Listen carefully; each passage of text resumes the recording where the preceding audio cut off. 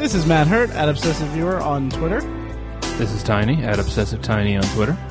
And this is Mike, and you can find me at I am Mike White on Twitter. And this is ObsessiveViewer.com's The Obsessive Viewer Podcast.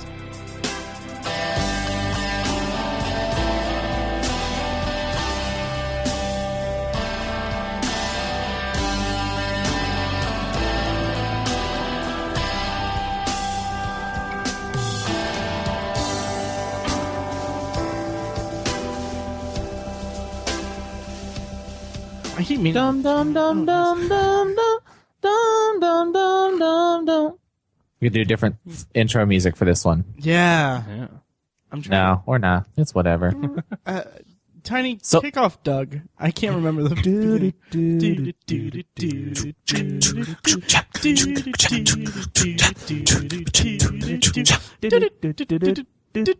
Or something Is that like all? that. I think can't there's remember. more in the middle. So I was finally, Anyway. I was finally ready to admit that the new Ninja Turtles trailer looks stupid. I saw your Like, Facebook post. Yeah, I didn't want to be. I didn't want to come out and hate on it like everybody else did. I like to give everything its fair chance, but watching the last trailer with all the Ninja Turtle-ness in it, I just don't like it. Really? Are you as bothered by the look of the turtles as everyone else is, or is it just more? No, as everyone else is, no, definitely not. I'm bothered a little. I don't like that. Raphael's got the whole head bandana. That drives me nuts. That's kind of like the Next Mutation type of thing. They look a little weird. The lips are weird. The nose is weird. They're massive, but I don't know. That I think it's they've changed so much from the original drawings. I think it's okay to leave it up for a little interpretation. Okay. Nice. I'm worried about the movie, the composition of the film. The dialogue in the trailer just sounds terrible. It just sounds awful. Michael Bay movie. Michael Bay movie, yeah. Yeah. Yeah, very well could be. Who knows? So I don't know. I'll of course see it. I just also posted to Facebook that I bought my first action figure from the movie. I bought the Raphael action figure, and I'll surely be collecting all the rest. Nice. But we'll see how the movie is. I don't know. Yeah. What did you make of the? I haven't seen it yet, but the. Hang on, sorry, I have to cough. What did you make of this Shredder Splinter still that they released? I haven't seen it, but I know that on the Kind of Epic Show podcast they were talking about that. Yeah. Well, they're in the trailer pretty heavily, and you kind of get a pretty good look at them.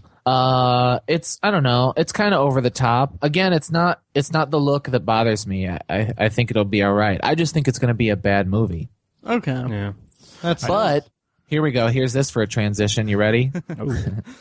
But I also another thing that I've kind of like built up defenses for is I don't let things ruin my childhood. Speaking of our childhood, what's our topic for discussion today, Matt?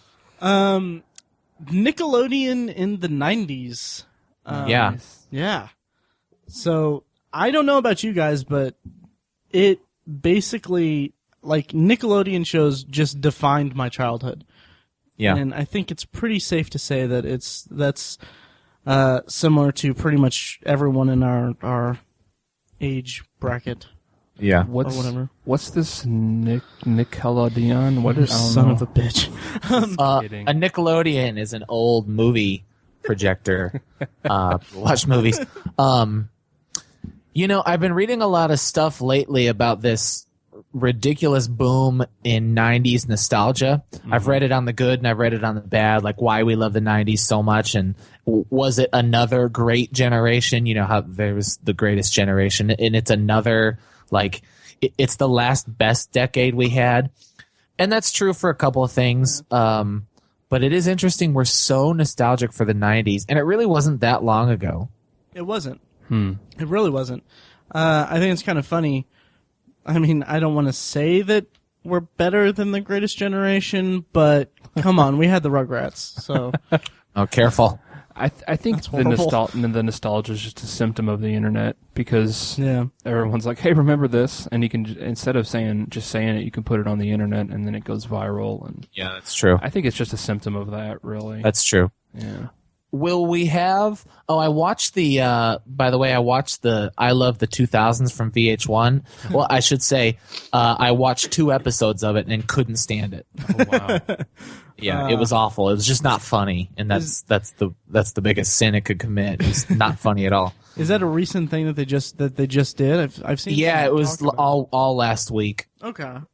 At the time of recording, by the way. So right. Recording on my birthday, by the way. Yeah, happy birthday! I meant to say that. I'm 28, and that kind of brings us back to the actual conversation of the topic. That, like, I was thinking about how when I was 8 years old, I was all like, oh, I can't wait 2 more years and I get double digits and all that. And then at the time, and at the time, like, I was really into Nickelodeon stuff because I was 8 years old, and then I was thinking about that this morning, and I was like, that was 2 decades ago. That was 20 years ago. Yeah. It's just, it's weird. So what, if you guys can remember, what was your first exposure to Nickelodeon? Do you guys remember your first experience at all? No idea whatsoever. Matt? I really don't. I would think that would be kind of universal because typically you're exposed to it when you're a child and you don't even know. Oh, I know it. I know the day. Really? Yeah. Have at it. What's that? Have at it. What is it? Well, my cousins lived in Lake Zurich, Illinois, and I lived in Chicago, Illinois. And when I was living in the city in downtown, we didn't have cable. We didn't have cable till we moved to the suburbs when I was like 8. Okay. And so maybe a year before that, I was 7, maybe 2 years. So between the age of 6 and 7. So this is like 92 or 93. I went to visit my cousins, and they had a neighbor who was about my age. So I went over to his house, and while the parents were hanging out, they had cable. So I watched Nickelodeon, and the first thing I ever saw was a couple of Rugrats episodes, and it blew my mind. I loved it so much, and I remember every time we would visit there, I would just want to see Rugrats again. So I would sit through like a whole Saturday or Sunday watching Nickelodeon, waiting for Rugrats to come on. And then when we finally moved to the suburbs and we got cable, the first thing I watched was Nickelodeon. That's awesome. And that makes sense. I understand, like, we always, I think we always pretty much had cable. I forgot that it was cable. Oh, did you? Did you always have cable? Is that you always had it? You never had to worry about it? No, I know we didn't, because I remember there were times where I wanted to watch stuff from Nickelodeon, but we didn't have cable. That's weird. But I completely forgot that it was a cable channel until just now. Really? Yeah. Wow. Yeah. Oh, yeah. Huh. Yeah, so, I mean, I loved it. Man, just, like, we made a list. Like, Mike, you made the list of all the shows that we're hopefully going to get to. And it was just... I watched all of them. I watched the good shows and the bad shows. Yeah. I made actually 2 lists we should mention. I made a must-discuss list, and hopefully we'll get to some of those, and a could-discuss list. Mm-hmm. Now, I imagine we won't get to those unless we do through some other means. Right. But let me go through the list just to put those out there. 100 Deeds for Eddie McDowd. I think it was only on for like a season. The Angry Beavers was pretty good. Oh, the Animorphs TV series. Oh, I could talk a lot about that because I loved the books, but okay, then maybe we'll move that to the must discuss. Well, maybe because I only watched like 1 episode, and it was kind of a Goosebumps kind of thing where I was like, I like the books, so why do I need a show to? Yeah, that's true. Blue's Clues was huge, but I think we were just a year or two too old for it. Yep. So. Cat Dog. I remember Cousin Skeeter was part of their weekly lineup. Hey Dude was on there, which is a favorite of a lot of people. But what I remember of Hey Dude is that my babysitter would let us watch Nickelodeon for a while, and they had Salute Your Shorts, which is in the must discuss list. Mm-hmm. They had Salute Your Shorts on, and then like 1 week they switched up the lineup, and I remember being so pissed that they substituted Hey Dude for when Salute Your Shorts was supposed to be on. Huh. You have such a vivid memory of Nickelodeon. I do. Awesome. Can't help it. I love it. Awesome. The Kablaam. There's the Mystery Files of Shelby Woo, which was part of the all week lineup they had. Do you guys remember Hey Mac, Kablam, Rats Woo? Do you guys remember that commercial? That's just gibberish to me. Holy crap. Nope, nothing. Hey Mac, Kablam, Rats Woo was a promotion they did where like every day of the week at 8 o'clock or whatever, 7, 8 Central, 8, 7 Central, they would have a new episode. Monday was Hey Arnold. Tuesday was Secret World of Alex Mack. Wednesday was Hey Arnold. Thursday was Alex Mack. And Friday was a new episode of Kablaam. Saturday was a new episode of Rugrats, which took place during SNICK. And then the Mystery Files of Shelby Woo was on Sunday. Wow. Huh. I love this stuff, you guys. Yeah, I've been waiting for this episode forever. That's great. And then there's Nick Arcade, Rocket Power. Rocket Power was like the last of the shows I cared anything about before I was too old for Nickelodeon altogether. There was a show called Wienerville. Do you guys remember Wienerville? No. It was kind of like people would put their heads through puppet stages and like do skits as with like giant heads and small bodies, and sometimes they would do games like you'd have to, I don't know, flip so many hamburgers or something like that with your little mini hands. It was stupid. Huh. And then What Would You Do is another game show, and then The Wild Thornberrys, which is around the same time as Rocket Power, also toward the end. So I just wanted to put those could discuss. We might touch on those later, but those are there. I need to do some Googling. Yeah. Your description of Wienerville sounded like a remnant from the Soviet Union or something. Oh, it's something else. I highly suggest checking it out. It's definitely a WTF kind of show. Okay. Yeah. Nice. But I think we should start with like, what were your favorites? Man. It's like asking me what my favorite breath of air is. Yeah. Not really. I mean, I love Nick, but I have such a terrible memory for this stuff. So wasted back then all the time. Where are you guys? Where do you guys stand with SpongeBob? I missed the boat on it. I was not. A lot of people love it. Like They really do. It's a huge hit, and I'm like, it was kind of, it grew in popularity like right as I was exiting the whole like, okay, I'm kind of done with Nickelodeon cartoon and stuff like that. Yeah, same here. So yeah, it was for young kids and their parents, and we were neither. Mm-hmm. Yeah. When it came out. If you had cousins that were young, you could enjoy it vicariously through them. So that's kind of what I did a little bit. But that's the extent, and it's a good show. Like the stuff I've seen, it's enjoyable. And looking at the list, I would imagine, I'm not sure, I don't have the numbers with me, I would imagine it's the most successful Nickelodeon show. I think so. Probably. That's fair to say, right? Yeah. So much so that if you were talking about Nickelodeon shows and you think SpongeBob, you would say, oh, that was on Nickelodeon. It almost like transcends the channel. Totally. It was the most widely accepted into pop culture of any of the shows. Yeah, absolutely. Not just kid culture, pop culture. Yeah. Mm-hmm. So we got that one out of the way.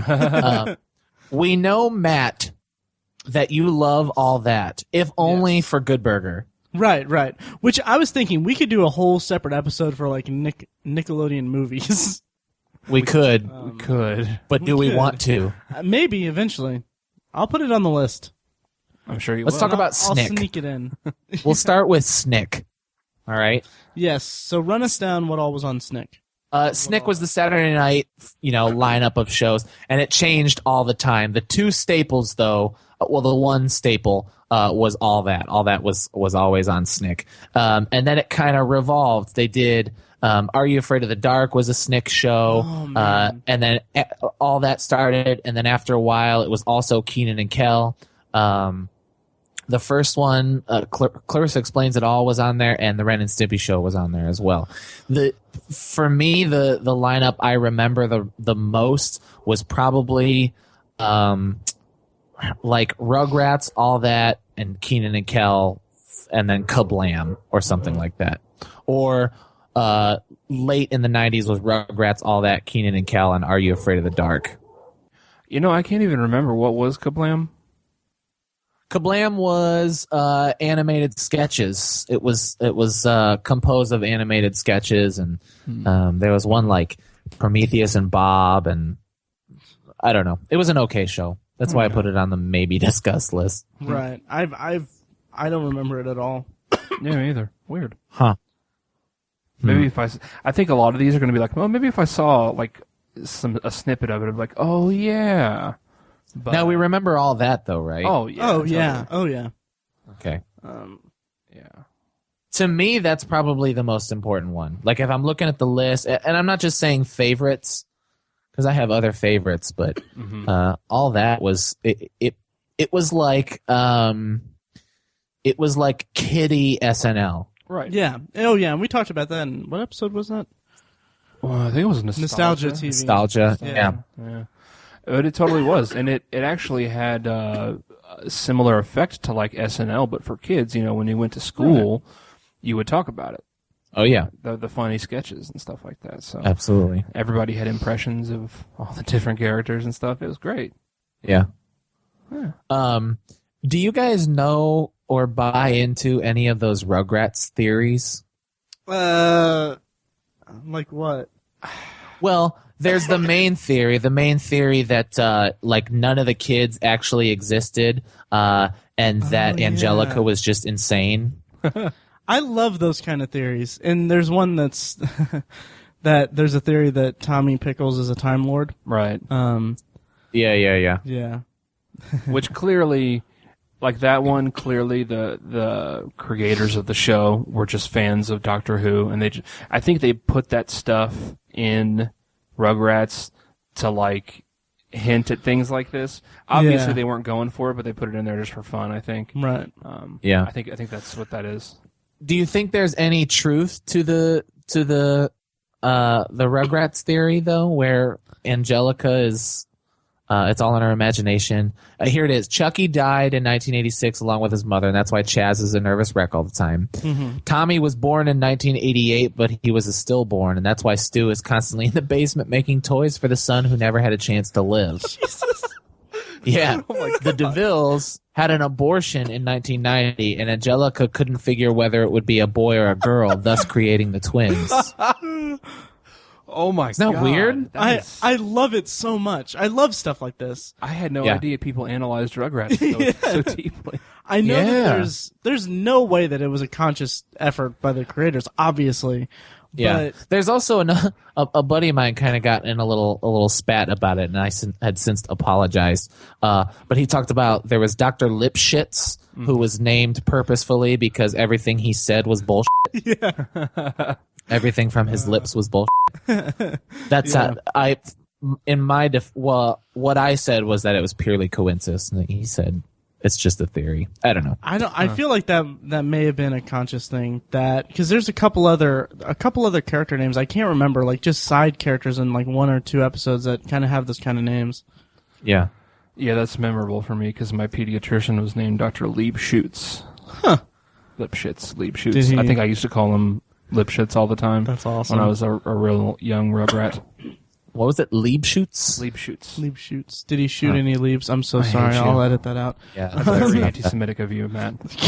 Oh, Jesus. Do you guys remember when E.G. Daily was the voice of Tommy Pickles, right? Yeah. Was on Friends. Friends, yeah, that tripped me out quite a bit. She played Phoebe's. It was weird. Like I knew it right away because her voice is so recognizable. Absolutely. Whoa, how did I not know about this? Yeah, she played Phoebe's former musician partner. Yeah. I don't know. She's the one. She took Smelly Cat to the charts. Yeah. Right. Okay. Wow, that bitch. That's wild. Good old TV. Have you guys gone back to watch any of these shows and been disappointed? You know, sort of. Well, I don't know. I basically like because I have my nephews. I hang out with them a lot, and I basically kind of forced them to watch Rugrats because I want to impart in them that kind of thing. Yep. And they like it, but I watched it. And Rugrats didn't really get old for me. I like it just as much as I like it. It ages well for me. So it's funny. I have not revisited any of this stuff. Wow. Kind of feel bad, but I don't know. I just haven't. I don't. There's no reason particularly. It's kind of hard to come by. It is true. Yeah. Some of them. Yeah. They was it Doug and Rugrats like 2 summers ago? Well, 2 years ago. Was on Netflix for a couple months. I don't think Doug ever was it? I want to say it was, but I could be wrong. I hope not, because I'd be really upset if I missed the boat on that. It's strange, and it's strange that they're only up there temporarily. Like, leave them up, man. People are gonna watch them. Yeah, I don't know. I mean, they could make a killing off of like streaming whatever if they could work out a deal with Nickelodeon. Like, hey, give us all your stuff and we'll throw it on Netflix.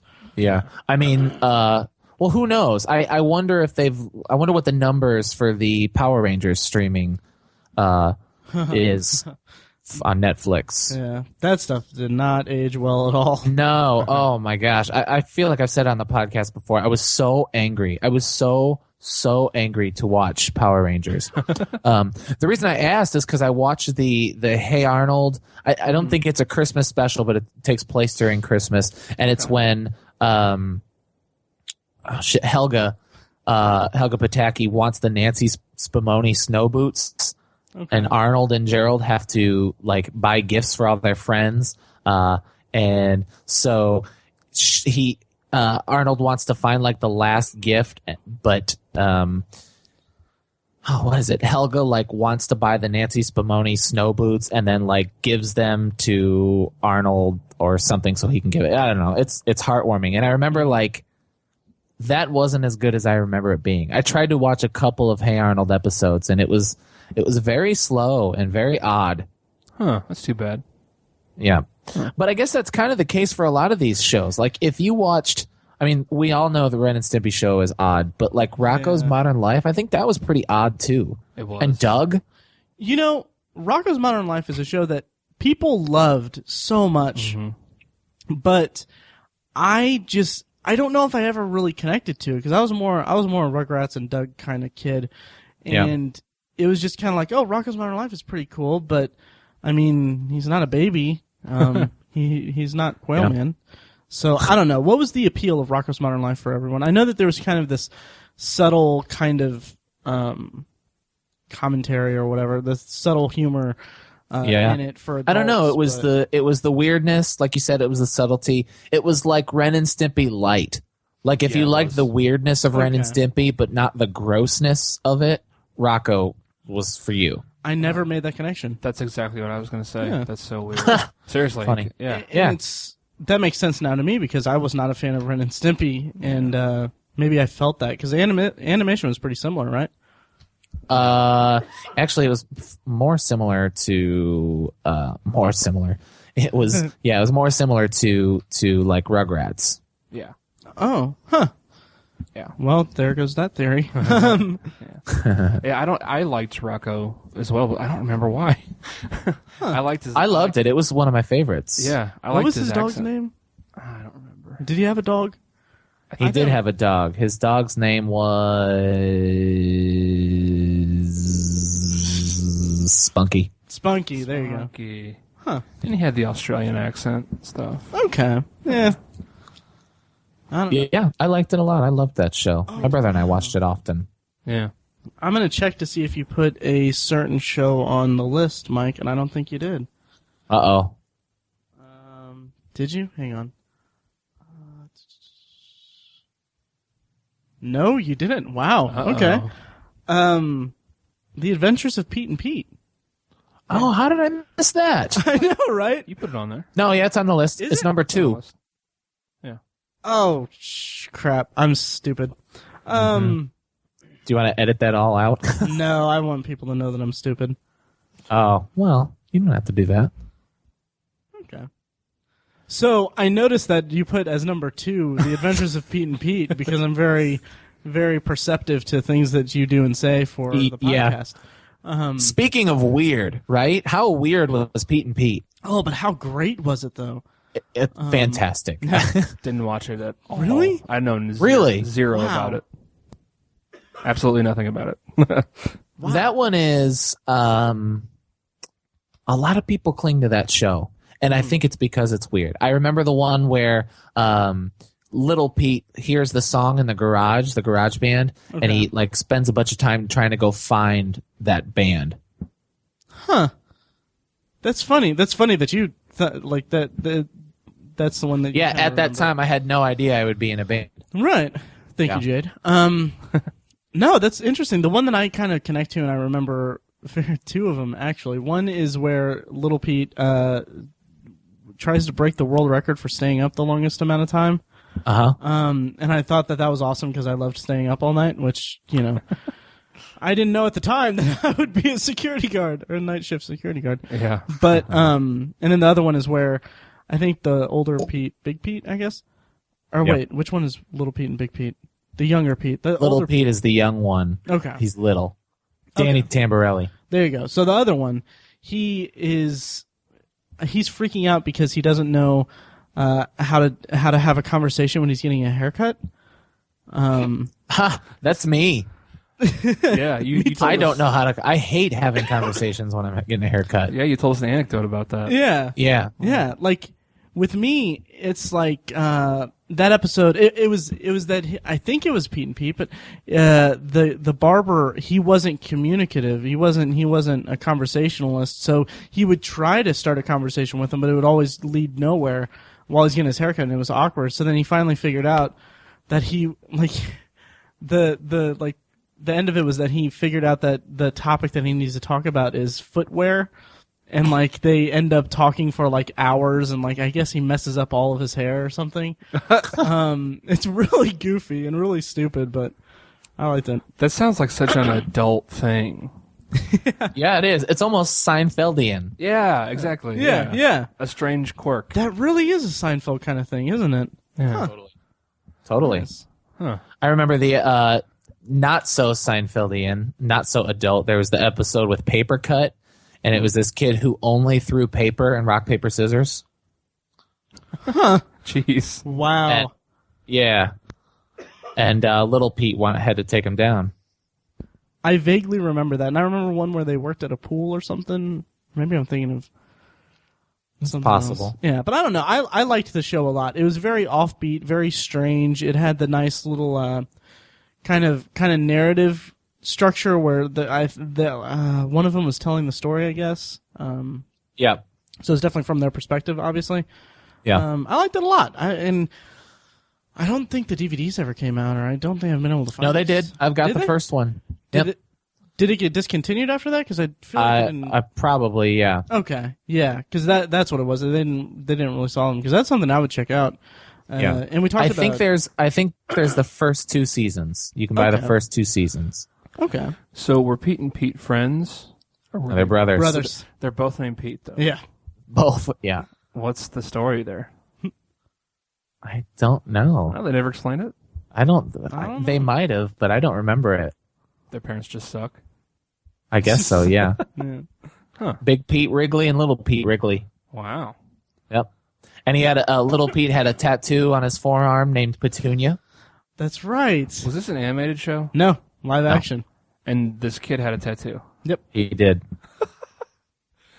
Maybe I should seek the show out. It was awesome. You should. It was great. People love that show. Yeah. The what was it? The movie Snow Day. Yeah.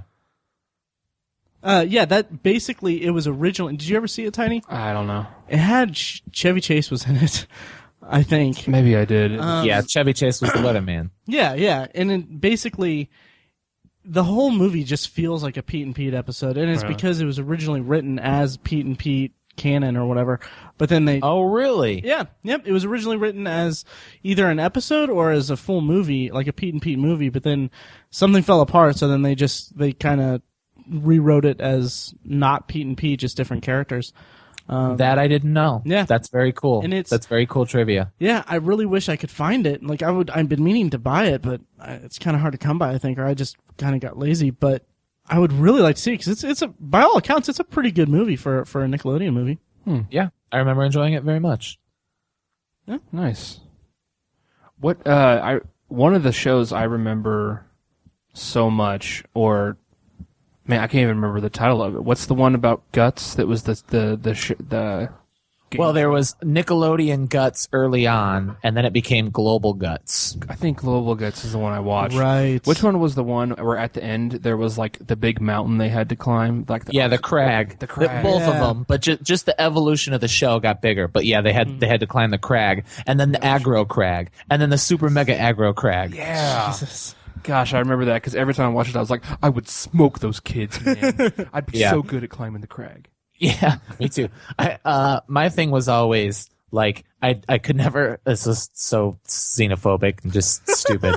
Like I could never understand like why they always got foreigners on the show. I was like, this is an American show. This is stupid.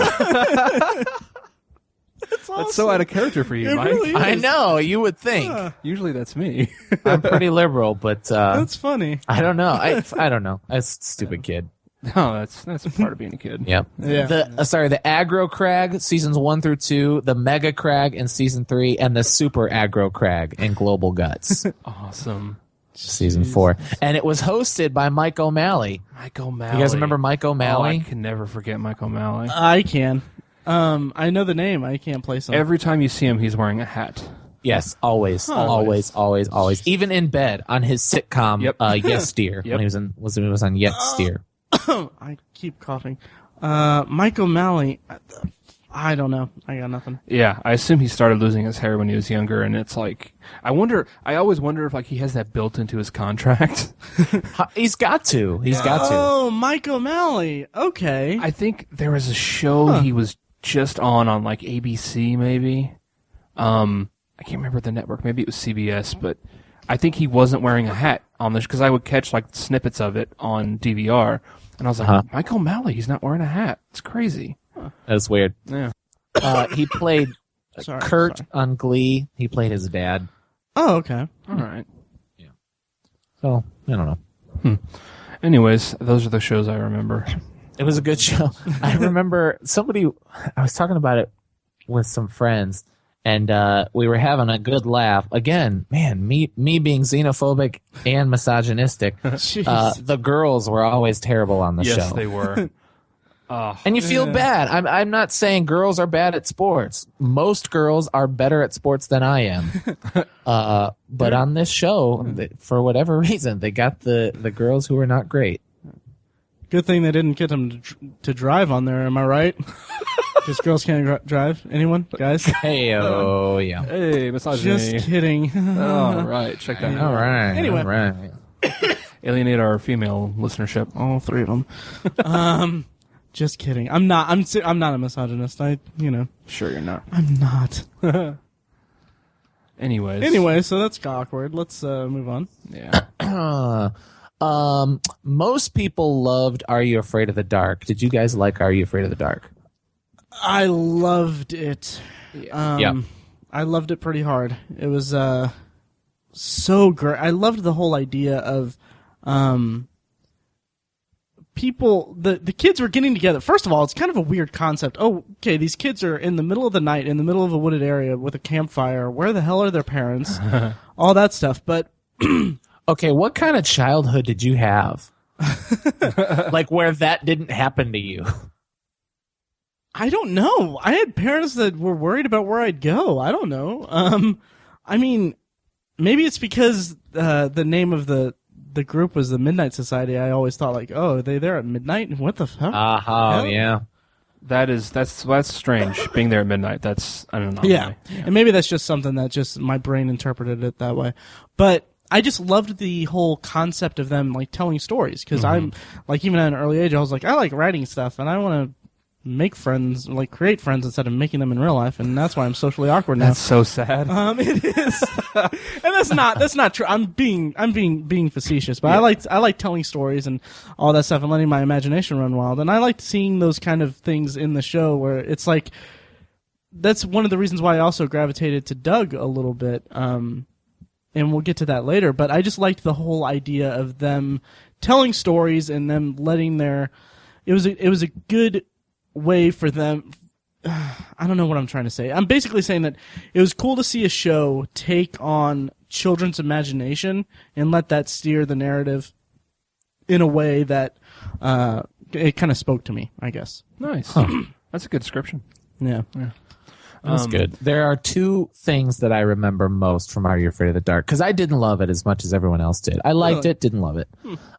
There was the little boy who was a ghost, and he just wanted his jacket, and he would always say, "I'm cold." And then there was the virus who came out of the computer into the real world, and I remember that was incredibly terrifying. I don't remember that one. And was there also one that was kind of like Nosferatu, or even more like Shadow of the Vampire, where the vampire came out of the movie? Was that Are You Afraid of the Dark? That sounds right to me. Vaguely. I don't know. I can't say with any certainty. Because for a long time, because of that episode, I slept with one eye open. Like I fell asleep with one eye open. That's awesome. Jeez. Yeah. That's so cool. I mean, several years I did that. Wow. Huh.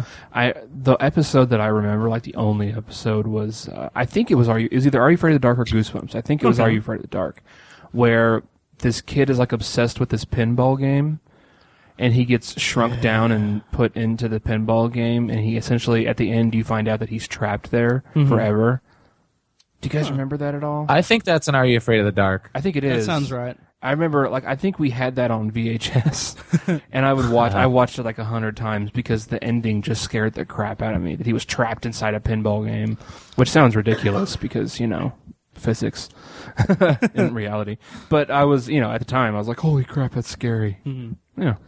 I remember one episode where they, and this also spoke to me because, like I said, I like telling stories and stuff like that, but the episode was about a kid who turned in a writing assignment, and then he realized that the story was real. Like there were scenes of, it was kind of the middle of the night, and the teacher was like somewhere, like at a mall or somewhere at the school, like overnight something, reading it and like grading it and stuff, and he's freaking out. Like him and his friend are going to try to stop her because they're like it's affecting their lives or something. I can't remember anything more about it, but I thought that's a really clever premise for a show for kids.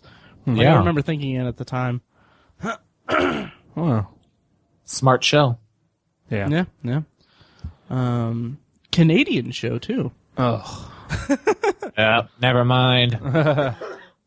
That's funny. Go back in Earth. Again, with the misogyny. Yeah. And xenophobia. But no, it was a good show. I loved it. I loved it a lot. Yeah, so. Good one.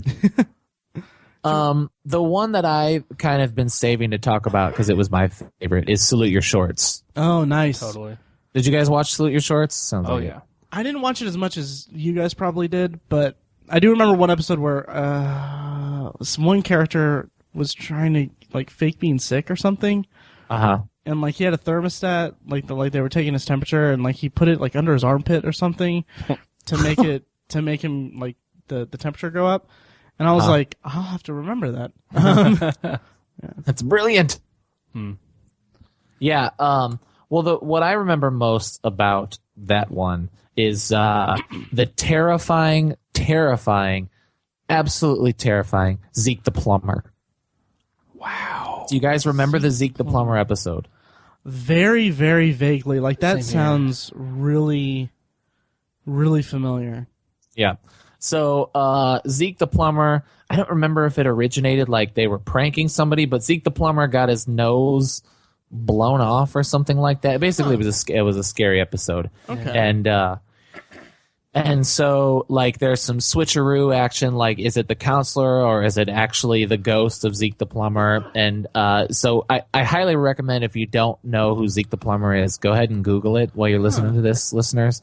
And I really want to be Zeke the Plumber for Halloween one year. In fact, it's the only I've actually bought the episode on iTunes. It's one of the only shows I've ever purchased on iTunes is that one episode of Salute Your Shorts. Wow. So... Yeah.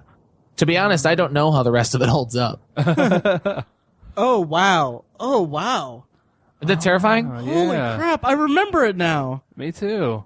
There you Oh go. man, that's so creepy. That is nuts. That's for you guys. There's a whole BuzzFeed article, the 15 things you need to know about Zeke the Plumber. Good old BuzzFeed. Wow. Zeke the Plumber. Oh, it's terrifying, so isn't it? creepy. That was scary. Why isn't that burned into my memory? Yeah. Huh. I think it was buried in mine. Yeah. Holy crap. Jeez. Yep.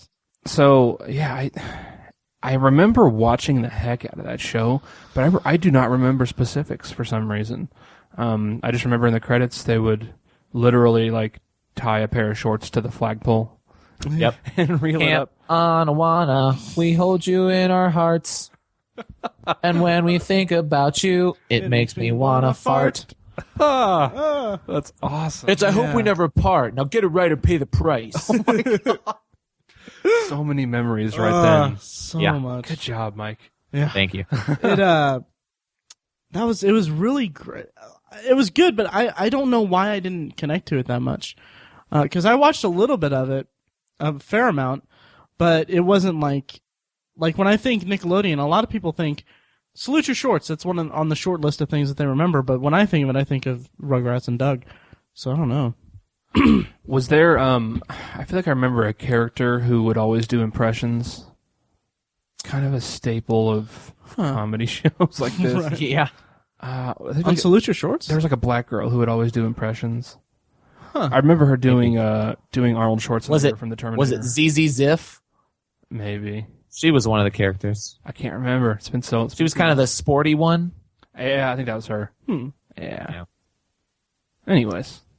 And Sponge was the nerd character. It's funny the things you remember from the show. Because I can't remember any of that. Yeah. Wow. Zeke the Plumber. Memories. So yeah, that was a good show. I liked it. Can we talk about Doug now? Absolutely. Okay. Absolutely. Coughing all the time. I hate it. Hey, Matt. Jesus. Sorry. I loved it. I loved Doug, and it kind of goes back to what I said about that one show with the kids. Are You Afraid of the Dark? Is that like he's kind of a nerdy guy. He's kind of, you know, and like in my childhood I was like kind of nerdy, kind of not really that sociable. Like I was socially awkward from the womb pretty much. You mean you were? What do you mean were?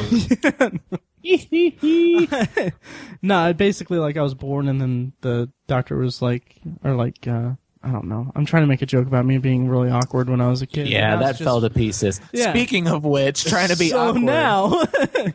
So now we have this. No, but yeah. So he was kind of, I don't know, something about it. Just I really liked a lot because he was in his head a lot, and he was. It was kind of cool. I liked it. He had an alter ego. He did. What's not to like?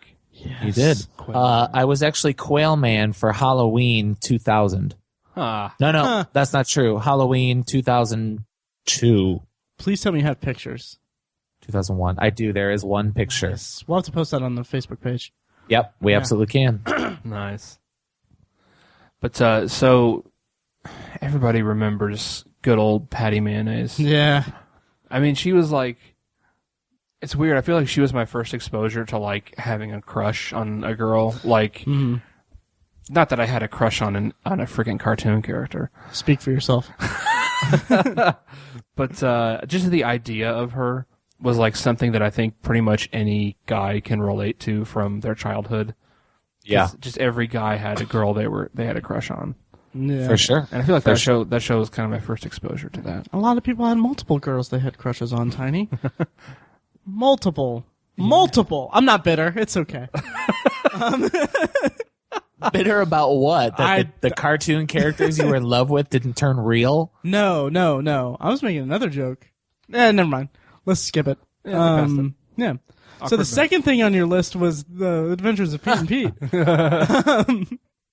Are you done talking about Doug already? No. Doug was great. One of my favorite things about it was that there was an episode where he started mowing people's lawns for money. I remember that. Yeah, and I was like, he's making a lot of money. Yeah. He really did, too. He did. He made a bunch, and I was like, I could make money. And then I realized I would have to do work, and then, you know, It was a harsh lesson. Yeah. Also, can we talk about the Beats? Oh, I was gonna say I hate myself for not owning a Beats T-shirt. yeah. Yeah, me too.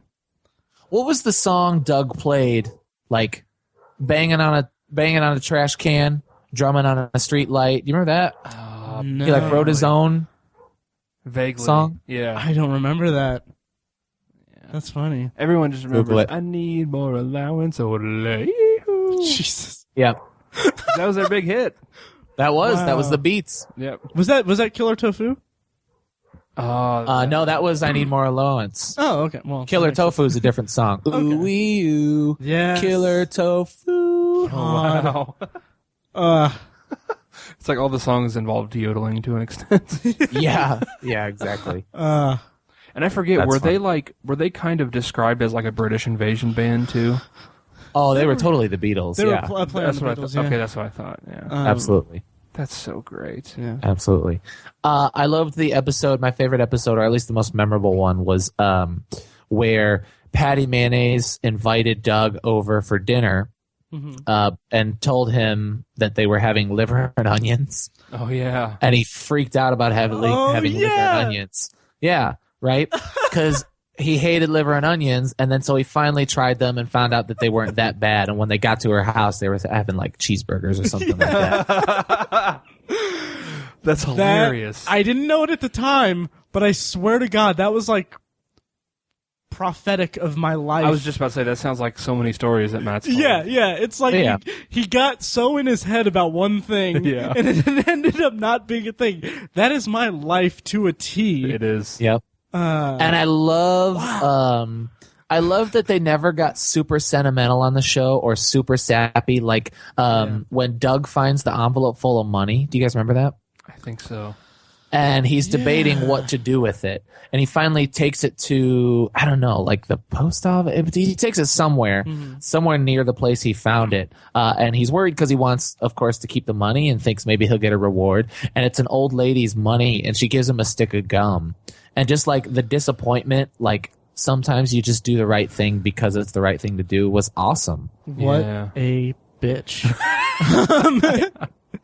No, I forgot about how that ended up. That was a good episode, yeah. And they kind of, if I remember correctly, they kind of downplayed it, like the lessons a lot in that show. Yeah. Oh yeah, absolutely. And that's one of the best parts about it. It was kind of subtext. Yeah, Plot, the lessons were. Yeah, for sure. Show. One of my first crushes actually was Larissa Oleynik from The Secret World of Alex Mack. Oh, mine too.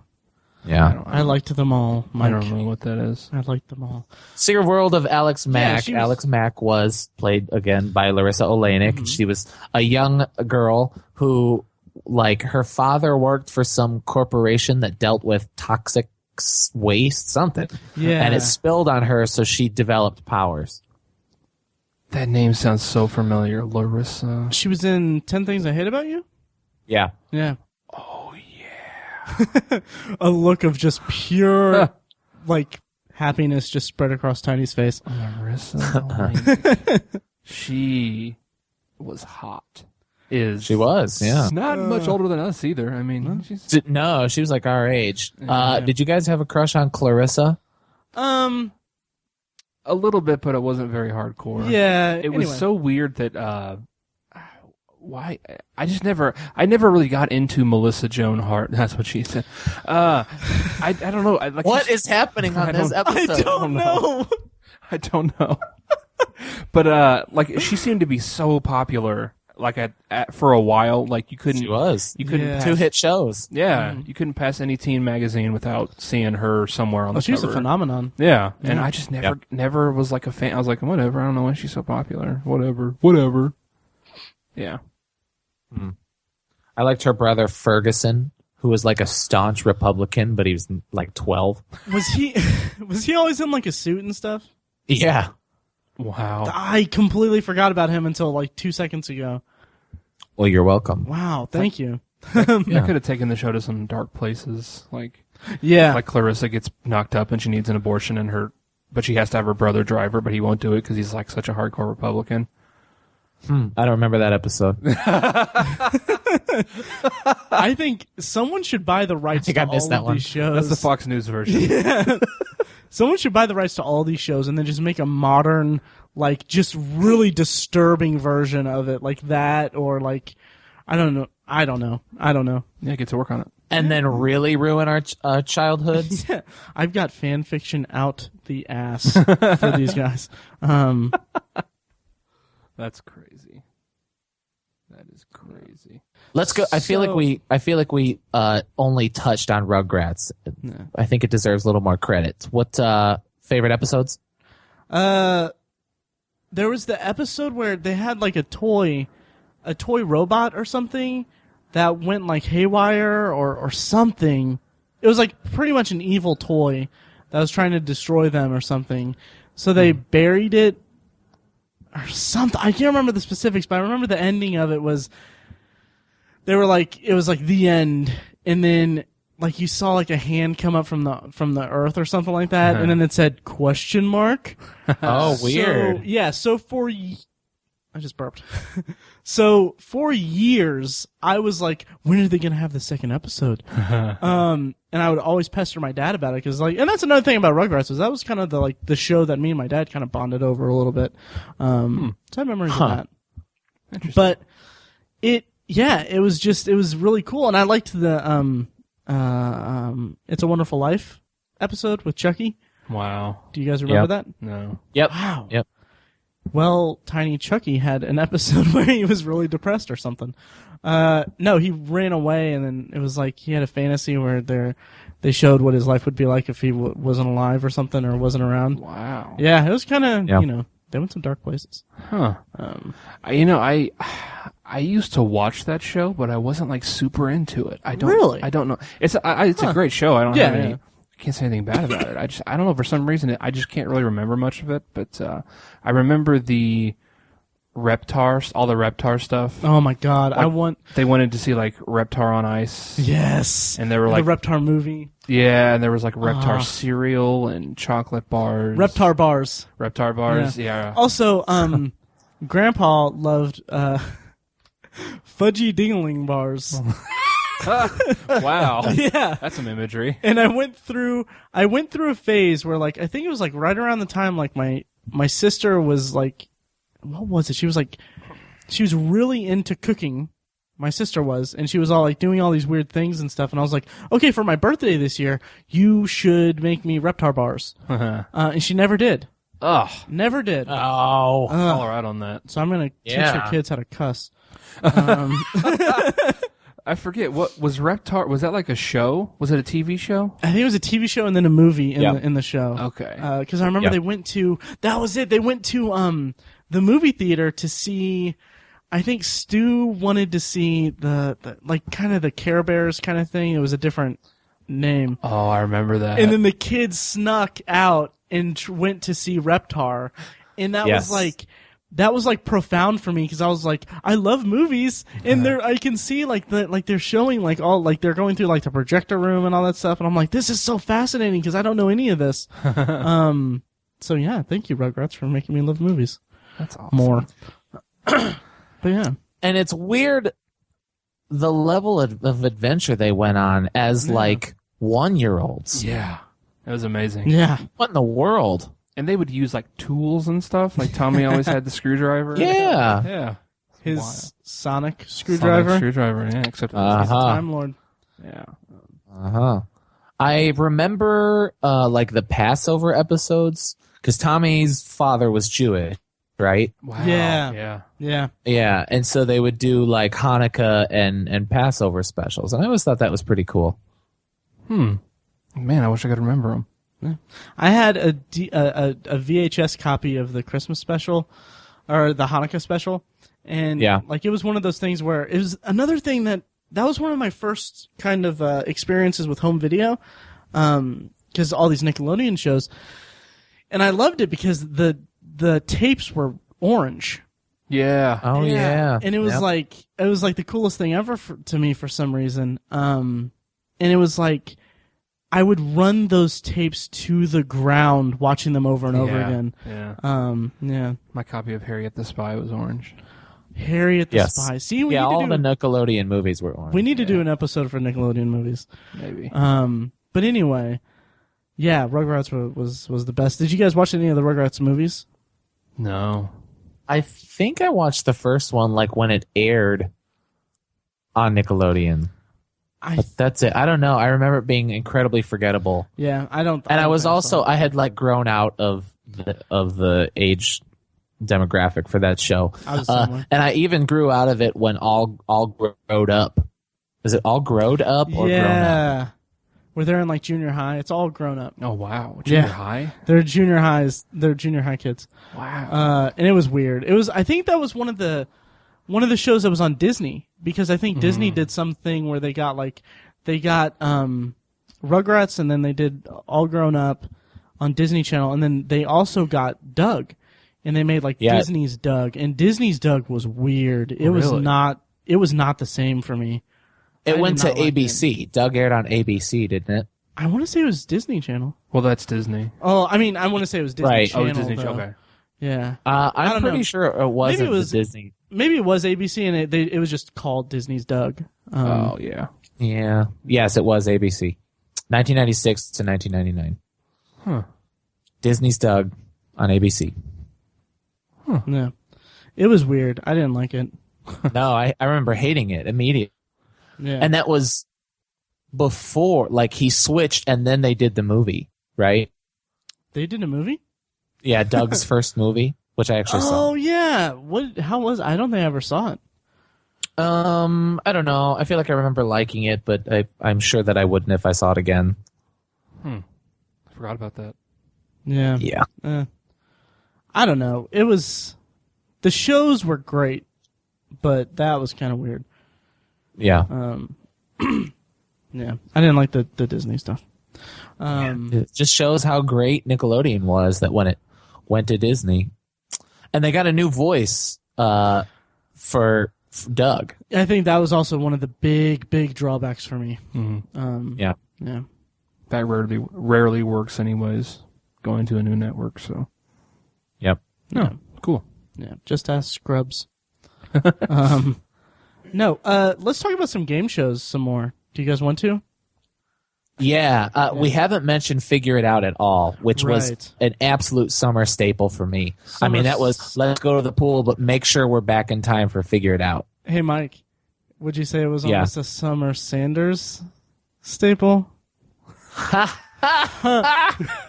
It's a fake laugh. I did a fake laugh. Okay. Yes, it was. It was a Summer Sanders staple. Yeah. But I loved that show. That was too. Danny Tamborelli, of course, was on there, and they always had Nickelodeon regulars on the show. Yeah, yeah. What was the one girl's name? Lori Beth Dinberg. There it is. Dinberg. She was on it all the time. Wow. Amanda Bynes. Yeah. Huh. No, is that who you were looking for? The Mary Beth one or whatever. Yeah. Lori Beth, I think. Lori Beth. I don't know. Yeah. I wish I could remember the premise of the show. It was it a question and answers game, and they had the slime come down? Well, a kid would come on, and the kid had a special talent that he would show off, or she would show off at the end of the segment. That's right. And so their talent was on the board, and they would have to guess what their thing was. So they would ask yes or no questions, and if they said certain passwords, they got slimed, and then clues would come out, and they would basically take turns taking guesses on what they would do, and almost always without fail it would be incredibly obvious what their talent was, but the people would feel bad and they would blow it. Huh.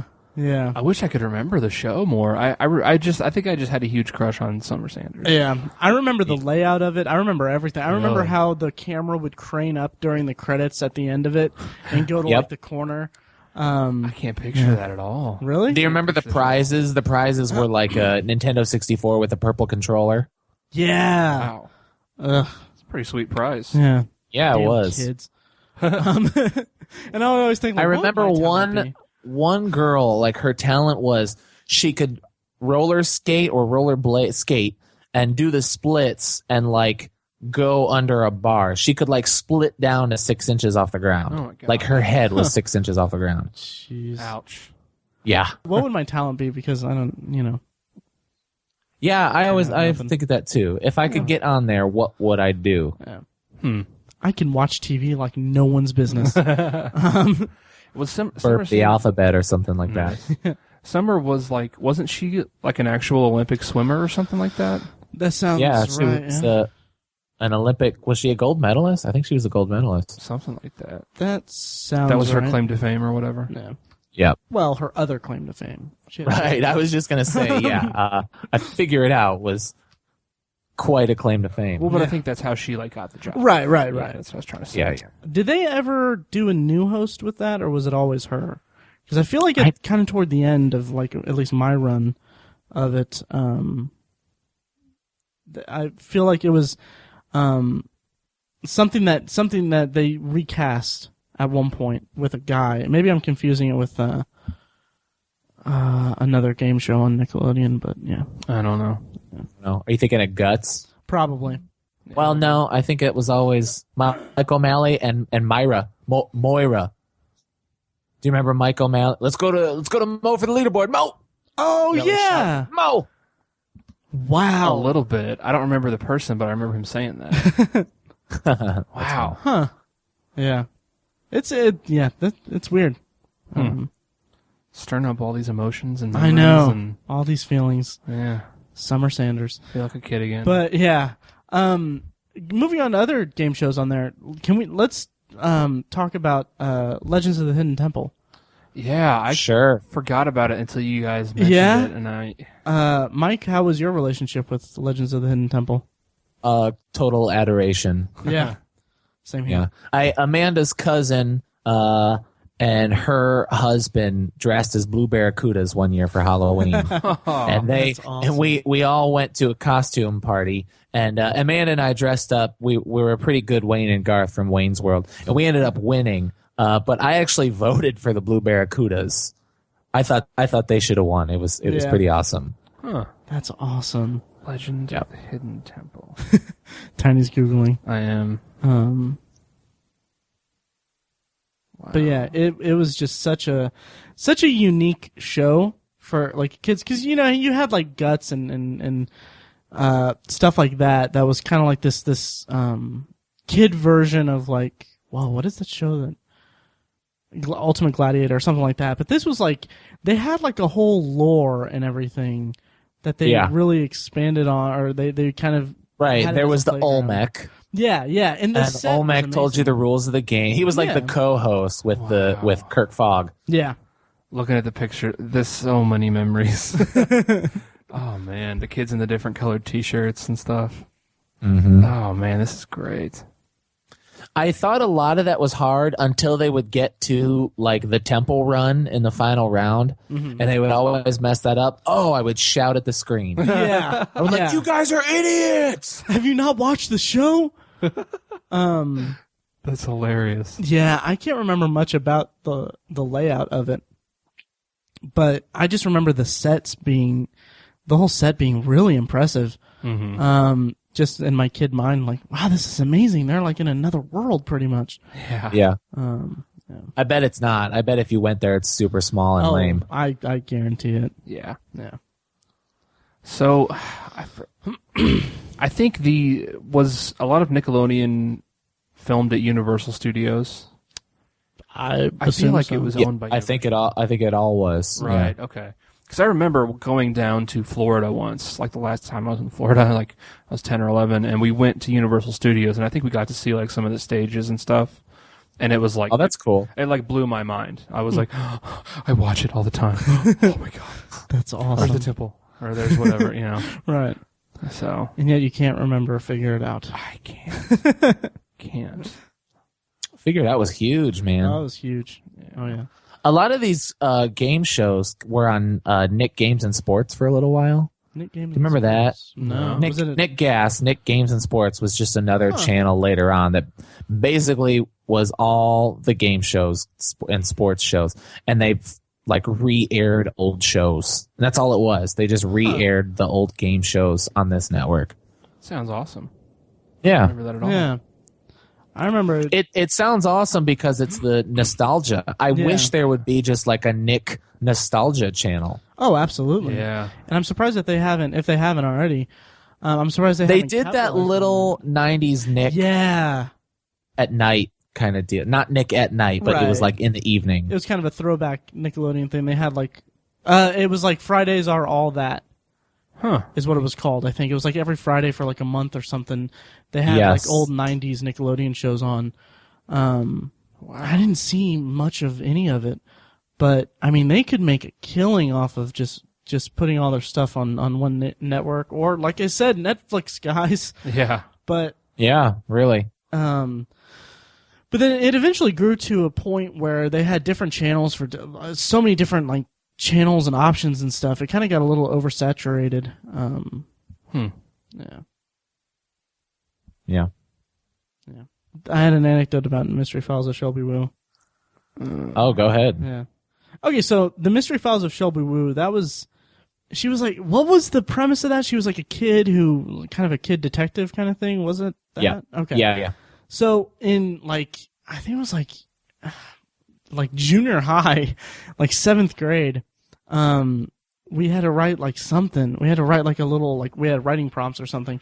And we like wrote some stories or something. We were supposed to make like a cover page, and like like my cover page was like the Mystery Files of, and then I put Shelby Woo, but then I crossed it out and I put Matt Hurt, kind of as like, that was the extent of my artisticness. I don't know, my artistic prowess. Yeah. And then I remember like showing it to a friend, like, you just get it? And then they're like, why didn't you just write Matt Hurt first? Totally got trolled by a kid. Yeah. That's funny. Yeah. So that was my anecdote for that. I like the show, I think. I remember. I don't. Nothing at all. Yeah. Yeah, I vaguely remember that one. Yeah. It was a show. It was a show. Yeah. I have to ask you guys to pick a favorite, though. Give me one favorite. Favorite show? Or what's the one you think you watch the most? All that. All that. Yeah. It's between Doug and Rugrats. I would go with Rugrats. Yeah. I feel like I gotta say Rugrats too. As much as I want to say Salute Your Shorts, just because Zeke the Plumber stuck with me so long, and I sought that show. I think it's because there's a smaller sampling of Salute Your Shorts that I cling on to that little bit. But I'm gonna go with Rugrats as well. Nice. So these were all like a lot. These are the ones we listed were like their primetime kind of shows.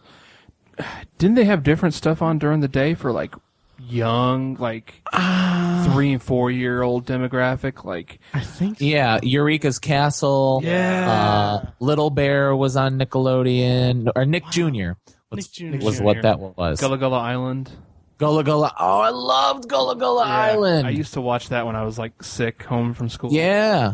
Or in the summers. It was on in the summers. The summer, yeah. I remember there was something about that. Did someone work on that show? I want to say that, like, did Chris Hardwick work on that show at some point? No idea. Oh, maybe. Yeah, I don't know.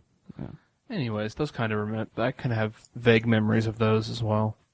Yeah. Yeah. They're, oh man, that's so funny. Castle. Blue's Clues. Yeah. Gullah Gullah Island, such a good show. Mm-hmm. Yeah. Yeah. So we are running over a little bit. I guess that about covers it. Well, maybe we'll revisit it sometime in the future with the Nickelodeon movies episode, please. Sure. Yeah, we'll see. So, All right, well, let's move it along to Potpourri. yeah, let's do some potpourri. Everything Noob. It's an everything gaming news podcast with your host, Dreadlow. This is just a gag episode, isn't it? Everything makes you gag. Jemmy. They're looking towards the future. What? I'm Is not there sure gonna be- what future, but the future. And our master of ceremonies, Vortak. To me, Skyrim always sounded like a Mile High Club type activity. Get weekly gaming news with a live recording every Monday night at 10 p.m. Eastern. Or enjoy the high-quality audio-only version available Tuesday mornings from iTunes, Stitcher, or your favorite podcasting directory. To find out more, check www.everythingnoob.com. It's in OOB. Happy gaming from the noobs. All right, well, moving on to Potpourri. Everybody knows Potpourri. We can talk about anything we want, something we're looking forward to, or something we recently saw, as long as it smells good. So, what are you guys into? Let's see. I watched Robocop, the latest one. I loved it. I enjoyed it a lot. I feel like I potpourried that a while ago when it came out. Did I not? Probably. I can't remember. Hey. I think you briefly discussed it, but not extensively. But I had fun with it too. I thought it missed several of the marks that it tried to hit. Joel Kinnaman was a little flat for me. I don't think he was. He was as Murphy. He was, but when he was in RoboCop, he was awesome. Yes, very true. I don't know. I wanted a little more from his character. That's all. I loved Jackie Earle Haley. I didn't even know he was in that. Oh man, he's like the token like badass gung ho adrenaline rush military kind of guy.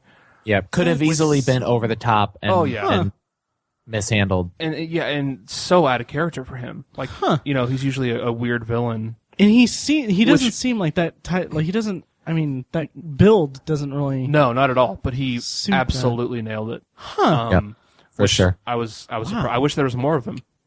Nice. But he was great. I thought the plot got a little bogged down. It was just a little busy. It was kind of bloated.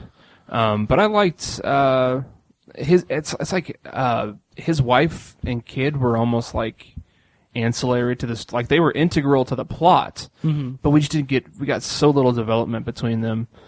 And then Samuel L. Jackson's character was almost pointless. Like that whole storyline kind of bothered me. But the action was top notch. Nice. And it was a really clever reboot for the franchise. Fun fact: never seen the original. I was just going to ask that. Mike, have you seen the original? Yeah, I used to love it. It was a big part of my childhood. Okay. I remember the original it's super violent, right? Yeah, oh yeah. And so this one's PG-13. Yeah. And so that's why I never saw it, because it came out during a time where I couldn't see rated R movies. So yeah. I remember seeing pieces of it, like the beginning, like at a friend's house or something, and then being like, "What is this?" or something. But I don't think I ever watched it from beginning to end. Yeah. The thing about the new one is they really, really shot for the fences with a lot of things. I mean, they went really, really high concept on a lot of things. And when they didn't miss the mark all the time, the ideas they had were so great that I have to give them credit for that. Do you know what I mean? Oh, totally. Like I loved where they were going, and I do remember talking about it in Potpourri. The scene where they reveal how much physically is actually left of him was awesome. So terrifying. Yeah, I wanted to throw up. Yes. Yeah, I was really impressed with that. I'm kind of nervous to see it now. It's awesome. It was an incredible choice, really good choice. Nice and well done. Yeah. Huh. Yeah. Yeah. So I'm excited to see that one again. Yeah, and they definitely set up. No, spoiler alert! They definitely set up a sequel. Yeah. I hope it works. I mean, I hope it turns into like a Dark Knight situation where like the sequel's even better and they really take off with the franchise. How does it? Because in the trailer, maybe I'm just harping on this one line, but there's like a line where they say something about is it coming black or something, and it feels like a little bit of a Dark Knight thing. And does it try to make that like match that kind of tone? I don't know about the that. movie. Does it try to match Dark Knight's tone? No. The movie does not. No, not at all. But that line may have been like a reference. I don't know. Maybe. Anyways, yeah. Does he say that? Does he say does it come in black? No, he says maybe that's it. I think he says I want it in black or something. And maybe it's just a huge reach on my part. But I think it might have played that way in the trailer, but I didn't sense it at all. It's interesting that you say that because the line's read by Michael Keaton, who was Batman. Right. Yeah. Which I like Michael Keaton in it a lot too. Yeah. Yeah, me too. I like Michael Keaton a lot. He's great. I'm glad he's having a bit of a resurgence. Yeah. Yeah. I mean, he was in Post Grad, just really great movie. A Keat Surgeons. God damn it. No, he was in the movie Post Grad, and that movie is just absolutely horrible. Yeah, we remember. But he is the high point of it. Nice. Like there's Weird. a scene, and I may have mentioned this on the podcast. I'm sorry for the tangent, but there's a scene in Postgrad where they accidentally run over the neighbor's cat or something like that. So like in the daughter, Alexis Bledel, she's the main character. She like has a crush on the neighbor or something like that. So they go to tell him, and Michael Keaton's this kind of awkward, kind of quirky, kind of dad in the movie. And they go and they go to knock on the door, and Michael Keaton knocks first, and he does this little number. He goes. And it's so awkward and weird, but it just man. It was so goofy. I loved it. That's funny. That is weird. Anyways. Well, I feel like I was meant to mention this on the podcast from last week because I alluded to it at the beginning, but I never did. My wife and I got into Freaks and Geeks, finally. Oh, yeah. Okay. Cool. This was your first time watching it? This is my first time. You tried to get me to watch it our freshman year of college. I did. Man, if there was a nickel for every time we've said that on the podcast. I know, right? But I did get to watch Undeclared. So I watched Undeclared, and then you said we should watch Freaks and Geeks, and it did not have the same tone. Right. Like I was expecting something exactly like it, in just in an hour-long format, and it wasn't at all. So something about it just didn't speak to me back then. But watching it now, 9 years later, something like that, and then 14 years after it went off the air. It's fantastic. Man, do we love it. Yeah, it's so great. I have to recommend to you Paul Feig, who is the showrunner of that. Yeah.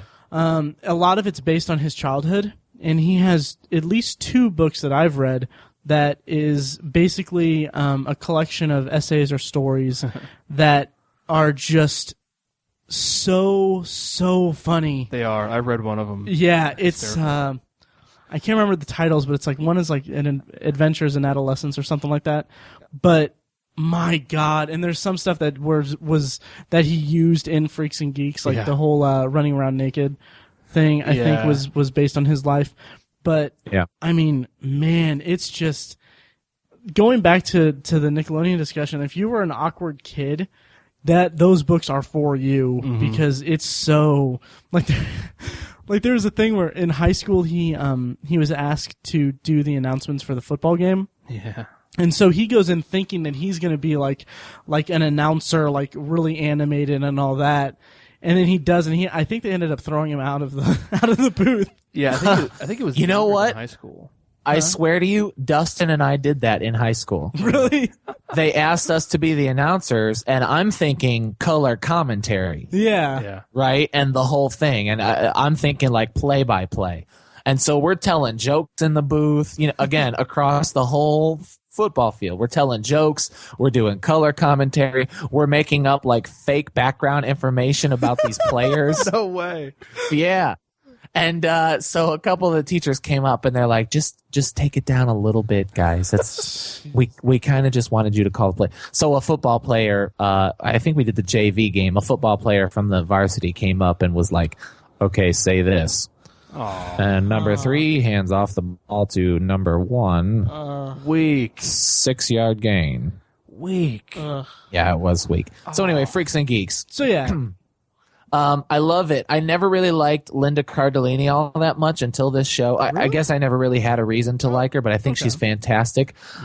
Weirdly enough, I'll tell you what, that John Francis Daly, her brother Sam, is the star of the show. I mean, he just shines. Oh yeah. Oh, he's amazing. He plays an awkward young geek better than the other 2. I think that the kid who plays Bill, Martin Starr, is overdoing it a little bit, and Sam Levine, I think he's too dorky to be funny. Yep. Yeah.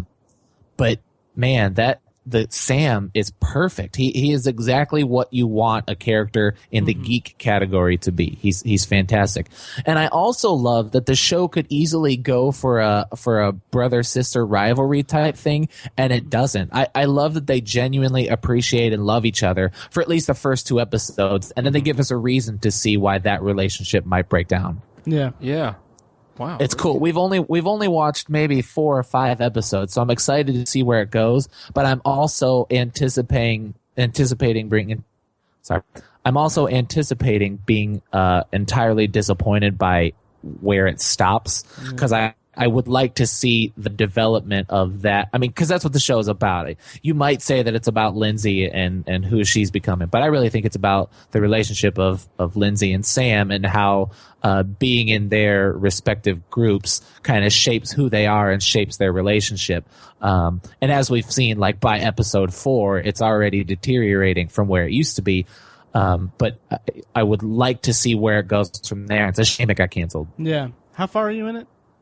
Like 5 episodes. Okay. Have you seen Kim Kelly as My Friend? What happens in the episode? Classic Matt. No, Lindsay becomes friends with, is it Kim Kelly?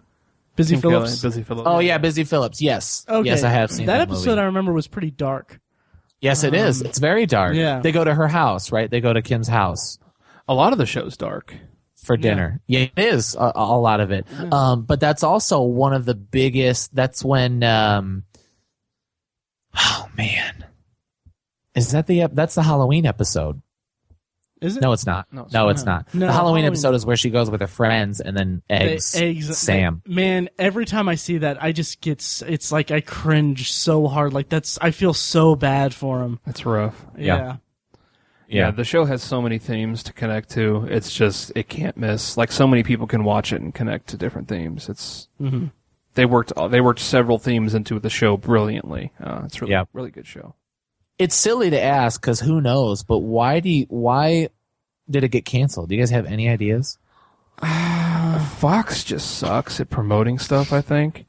At least that was a time when Fox was really terrible at promoting stuff. I think that's it, or marketing things, I guess. And I think it had a pretty specific premise.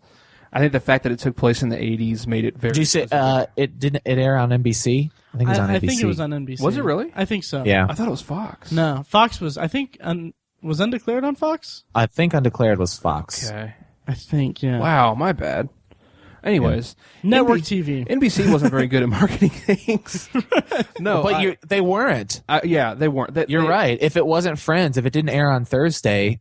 Yeah, network TV. You're right. Networks have gotten horrible at marketing their shows to the proper audiences, and I think it's just been a victim of that. And also, like I said, I think it has a very specific premise.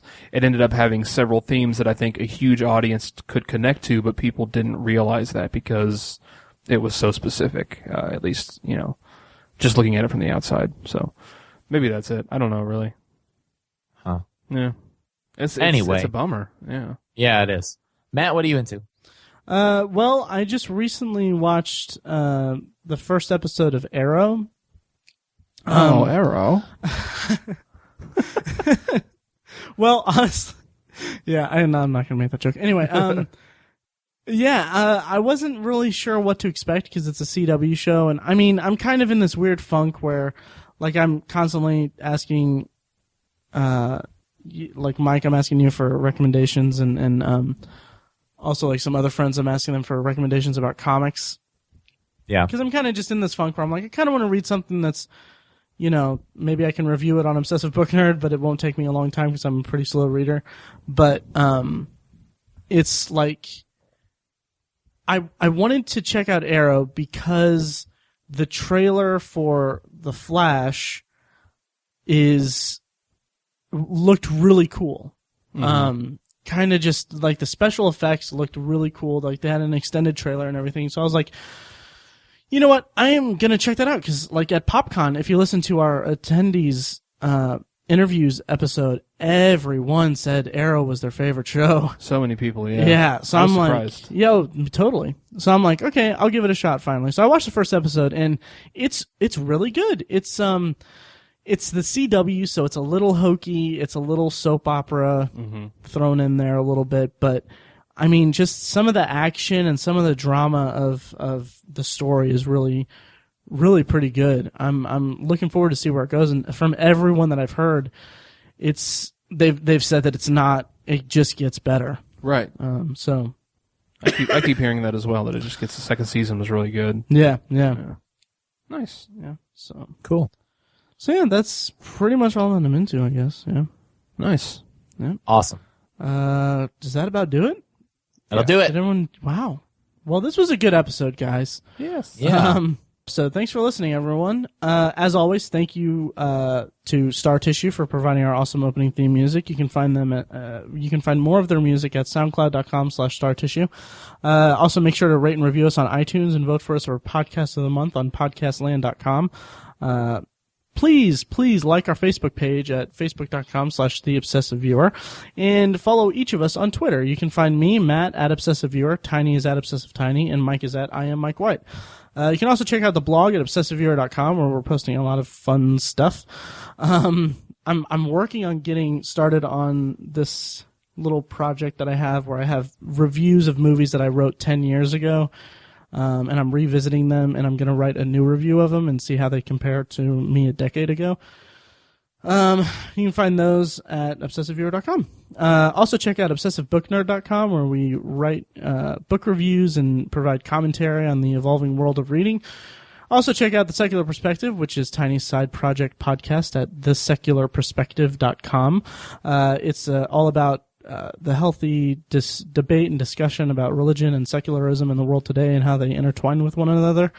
Finally, if you have any thoughts on the podcast or suggestions for future topics, you can email us individually at matt@obsessiveviewer.com, tiny@obsessiveviewer.com, and mike@obsessiveviewer.com. I think that about does it. Yeah, till next week, guys. Yep. Thanks, guys. Yep. Sounds good. Thanks for listening. Thanks for listening.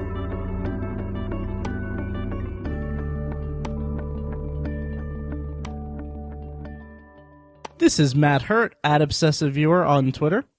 This is Tiny at ObsessiveTiny on Twitter. Mike. And we're back, Mike. Yeah. Was that you or me or what was that? I think it was you. The Skype just disconnected a little bit. Shit. That was Sorry. like the perfect timing. It really was. Yeah. Go ahead. Okay.